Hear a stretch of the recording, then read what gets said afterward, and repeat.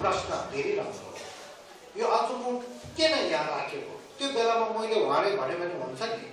तर एउटा मान्छेले फाइदा हुन्छ होइन अब उहाँले भन्नु त सक्छ अरूलाई तर अहिले आज यहाँ धेरै मान्छे आएको छ खास युवा र युवतीहरूलाई त्यो प्रश्न आउन सक्छ फेरि हाम्रो धर्मले क्लेशहरू अनि क्लेश दोष राग हटाउनुपर्छ भन्छ फेरि वज्र खर्च वज्र डाँडाको अब बुद्ध भयो भने अनि युग राखेर बसेछ भनेर नम्बो सङ्घ हुनु सक्छ नि फेरि कोही कुराहरूले वज्र धारा यौन भएको चाहिँ किन गएको भनेर थाहै नभएर त्यसको नपरेर ल वज्र धारा चाहिँ यौन गरेर बसेछ म पनि यौन गरेर बस्छु भनेर चाहिँ बसेछ धेरै नराम्रो हो नि थाहा नभएको त्यसो कारणले मैले अहिले यसको एन्सर अलिकति भन्छु सब तपाईँहरूले मानमा राख्नुहोस् हाम्रो कोहीकोहरूले भन्छ यो तिब्ती र हिमालयन क्षेत्रको भएको धर्म चाहिँ बुद्धको धर्म होइन यहाँ हेर्दा यज्ञहरू यस्तो राखेको छ बुद्ध धर्म हो भन्छ त्यसको लागि त्यसको मतलब चाहिँ थाहा हुनु पर्यो त्यो थाहा भयो भनेदेखि हेर्ने छोडेर हात ढोक्नु पर्ने हुन्छ त्यो म भन्छु पहिला यो हो हाम्रो मनको भित्र तीनटा मन हुन्छ अनि यसमा चाहिँ मैले मेरो विचारमा तन्त्रको कुरा भएको कारणले मैले अलिकति शब्द नपुग्नु हुन्छ र लोभेलालाई सहयोग गरिदिनुहोस् भनेर अनुरोध गर्न चाहन्छु हाम्रो मनको भित्र सबका भाषामा भन्छ सेपा रापा सेपा छावा सिन्धु छावा भनेर तीनटा हुन्छ त्यो घनिष्ठ लाग्दैन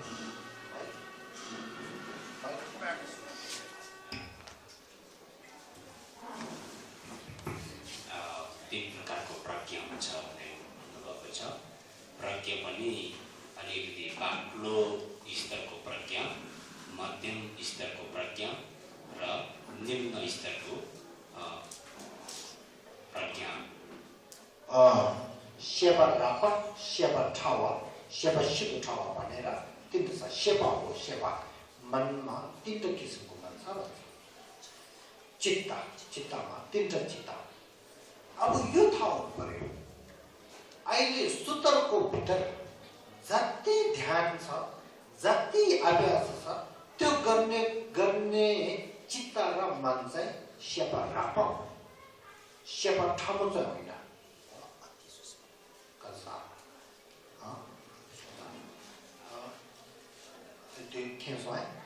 अहिले सूत्रमा बुद्धको बौद्धको सूत्र तन्त्र दुईटा छ नि सूत्रको भित्र जति अनि साधना गर्ने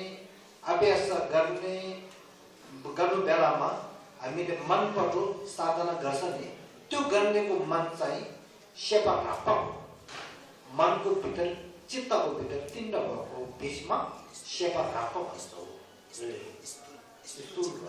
स्थूल चित्त स्थूल चित्त बाक्लो चित्त स्थूल चित्त स्थूल चित्त अब तान्त्रिकमा के कुरा छ भनेदेखि स्थूल चित्तदेखि जति साधना गर्यो भनेदेखि अनि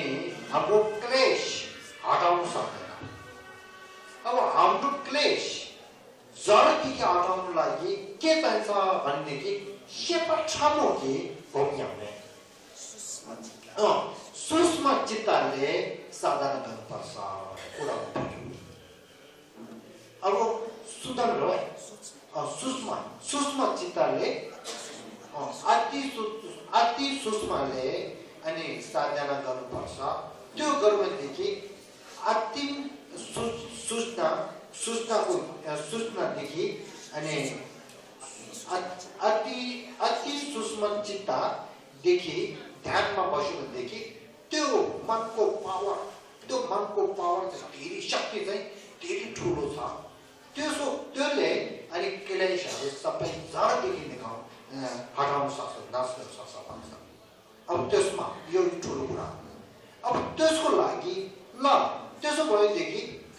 अघि बाक्लो मन भनौँ स्थूल मन चाहिँ अनि मनले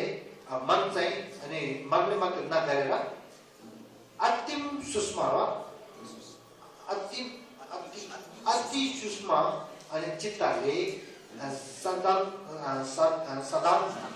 साधना गर्नुपर्छ भनेदेखि त्यो अति सूक्ष्मको चित्त चाहिँ कसरी हामीले उपलब्ध गर्नुपर्छ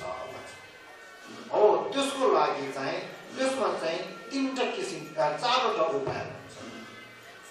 एउटा उपाय चाहिँ के छ भनेदेखि हामी निरन्तरमा अहिले हाम्रो मन चाहिँ अहिले हामीले मन छ त्यो मन भन्दा हामी शुद्ध बेलाको मन छ नि शुद्ध बेलामा मिलन पनि गर्छ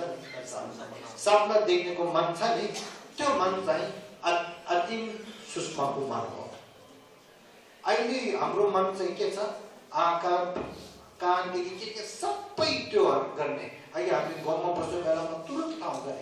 नि राम्रो त गर्छु भन्नुहुन्छ तर कानमा पनि के सुन्ने त्यस्तो हुन्छ नि त्यो भएर हाम्रो अहिले मन चाहिँ अति सूक्ष्मको मन होइन त्यसले ध्यान चाहिँ त्यति राम्रो हो त्यो ध्यान चाहिँ बिस्तारै राम्रो हुनुको लागि चाहिँ अति सूक्ष्म त्यो छ त्यसमा चाहिँ एउटा चाहिँ के हो उपाय नि के हो यसरी भने त्यो अब यो चाहिँ हामीले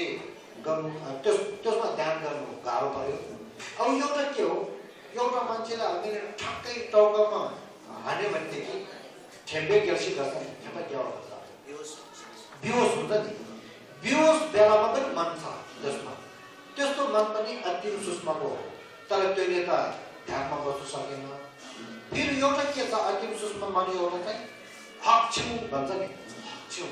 यस्तो बेलामा अति सूक्ष्म मन एउटा आउँछ फेरि त्यो पनि गाह्रो अब एउटा चाहिँ के छ भनेदेखि फोटो नि याब्युम 2टा एउटा केटा र केटी याब्युम 2टा न्याम्जोर छैन कार्य गरेको कारणले हाम्रो मन चाहिँ अनि त्यो अहिले भनेको बाक्लो मन चाहिँ बिस्तारै अनि अन्तिम सूक्ष्मको मनसम्म एउटा आउनु सक्छ त्यो बेलामा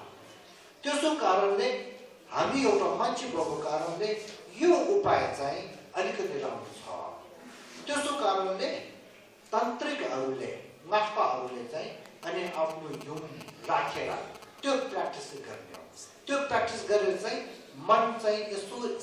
त्यो के अरे अति सूक्ष्ममा मन चाहिँ आउनु दिने त्यो बेलामा चाहिँ शून्यता ज्ञानलाई याद गरेर चाहिँ शून्यता गम चाहिँ गर्ने